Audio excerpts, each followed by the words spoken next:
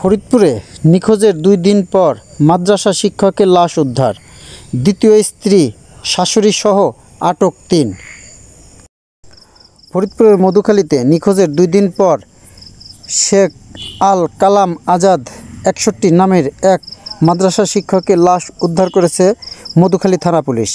এ ঘটনায় জিজ্ঞাসাবাদের জন্য আল কালাম আজাদের দ্বিতীয় স্ত্রী তিথি আক্তার, তার শাশুড়ি ও মেকচামি খালপাড়বাড়ি গ্রামের সোহরাব শেখের ছেলে রাসেল শেখকে জিজ্ঞাসাবাদের জন্য আটক করা হয়েছে। 29 এপ্রিল মঙ্গলবার দুপুর 2:30টার দিকে মধুখালী উপজেলার জাহাপুর ইউনিয়নের কুঠুরাকান্দি বিল সংলগ্ন রাস্তার পাশ থেকে ওই শিক্ষকের মরদেহ উদ্ধারের পর ময়নাতদন্তের জন্য ফরিদপুর মেডিকেল কলেজ হাসপাতাল মর্গে পাঠানো হয়েছে। এ ব্যাপারে মামলা প্রক্রিয়াধীন।